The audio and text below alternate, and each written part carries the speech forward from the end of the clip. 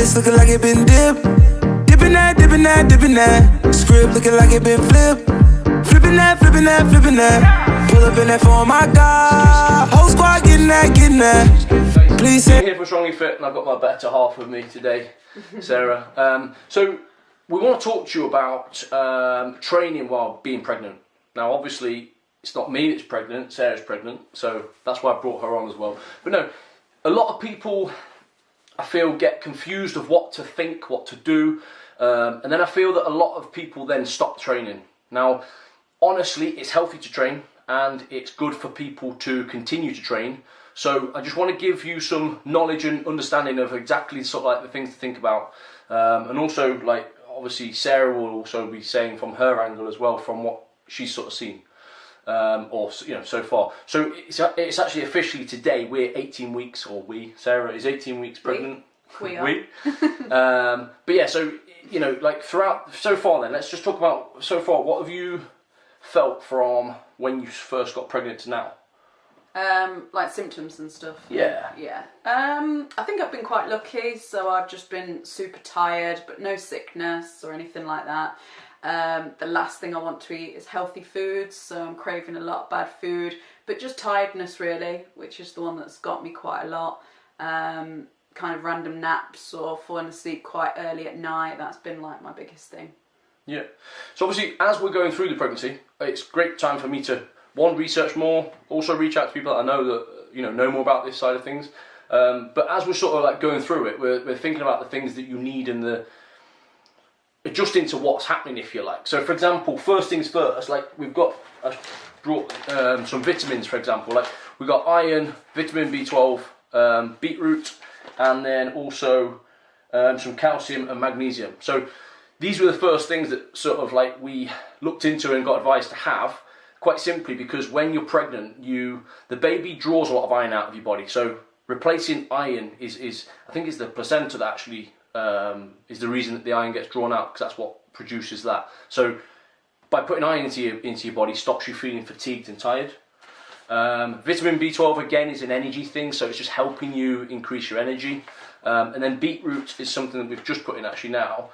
Beetroot is good for blood circulation, so it reproduces red blood cells. So like your ankles, I think, are starting to swell a little bit. Yeah, already. So it's little things like that where we want to help and stop that happening, if you like. Exercise obviously helps first of all, but then things like that are just going to add it along the way. And also it's another energy thing as well. And then like the magnesium and stuff like that, that's just for your recovery alongside it. So they're sort of things that we've first of all put in place. But then let's look at back from like prior to pregnancy. You were training obviously intense.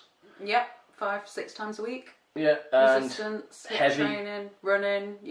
Yeah, a bit of everything. And that's where it's important to understand that if you already train, you can continue to train as you go through. Now, if you don't train before you were pregnant, and then it's obviously a no, right? Because you're putting your body through different types of stress as you're then pregnant. But if you train before, you're not putting your body through as much stress because your body's used to it. So it's going to continue along that same path, if you like. But the important thing is that you don't do something new or something more strenuous than you've done before. Let's say, for example, just something, I'm sure no one would have done this, but let's just say you're getting ready for a 10K, right? And you find out you're pregnant, and you've not yet hit 5K. Well, you probably need to stop there then, because anything above 5K is pushing yourself more whilst you're pregnant, and it's going to put stress on your body and on the baby, etc.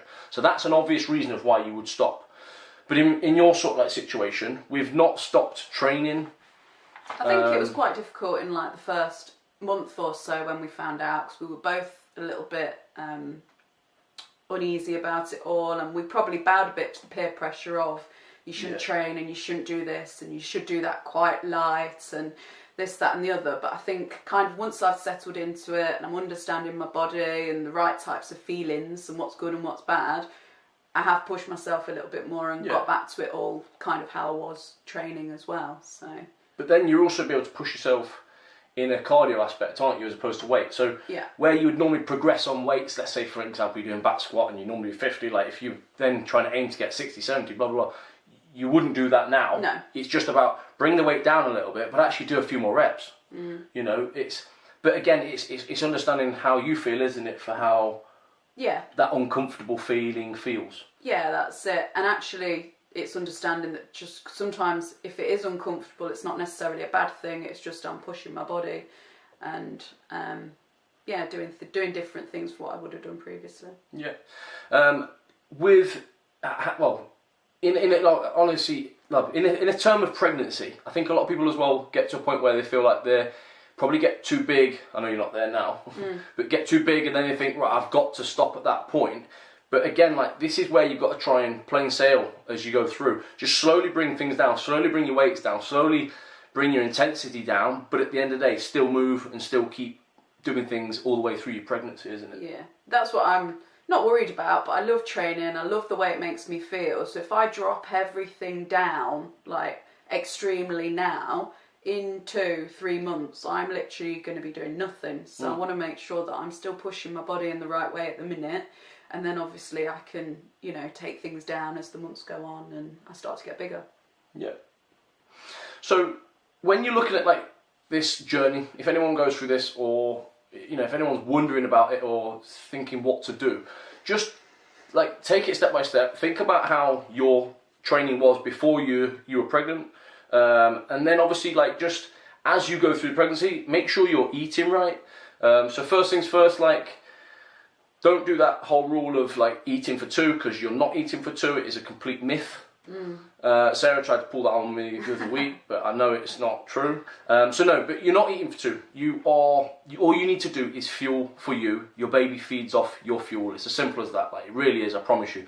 And this is also like something that will stop you putting too much body fat on as well. Like, let's be honest, a lot of women think, I'm going to go into pregnancy and I'm going to put a load of fat on, and it's obviously a paranoid thing that people think. But then at the same time, if you don't control your diet, like, I'm not saying control your diet to the extent of dieting, but I mean control your portion sizes still and be aware of what you're eating, so that afterwards you have good energy and you feel good for yourself, as opposed to feeling like you've just completely ate everything for that whole period of time. And I think everyone's different, aren't they? Like, I haven't been extremely silly with what I've been eating. Although I don't really fancy like healthy food, I have still been eating quite a good diet with bits in between. And I still put on 11 pounds in 18 weeks. So if that continues, then I'm going to put on a lot of weight. But, you know, kind of weighing yourself all the time and thinking I need to be a certain weight or things like that, it's just not going to work. And you tell me all the time, it's probably just water, and it's not weight gain in that sense. So you just need to let your body do what it's going to do, don't you? Yeah. So first things first then, food side of things, just try and eat as normal as you can. But then on the training side of things, just slow things down a little bit. If you're into sort of like your, you know, squatting and like heavy squatting, stuff like that, just take the range out a little bit, so you're not doing like Astergrass sort of style squatting, so that you're basically not opening your hips out too much. I mean, I read the other day that it is healthy to do squatting, because at the end of the day your hips do that motion, and at the same time your baby's got to pass at some point, so it's healthy for you. But at the same time, you don't want to be loading too much. And there's a hormone that goes around your body when you're pregnant that actually makes your tendons and ligaments more relaxed. So therefore, at that point, if that happens and you're squatting Astergrass, it's obviously you're going to be a little bit more unstable at that position. So it's knowing things like that just to like switch off a little bit as well. So yeah, they're the main sort of like factors and things to think about. But at the same time, enjoy it. Enjoy training. It's good for you. It's good for the baby. And you know, what else would you say for anyone that's pregnant at the moment? I think get some proper advice from somebody that knows what they're talking about. Like, even I've done it. I've looked on these apps that tell you what exercises to do, what you should eat, and you know, everybody does it because we're all being cautious. But actually seeking the right advice that's individual for you, somebody that knows you, an expert, is probably the best way to go.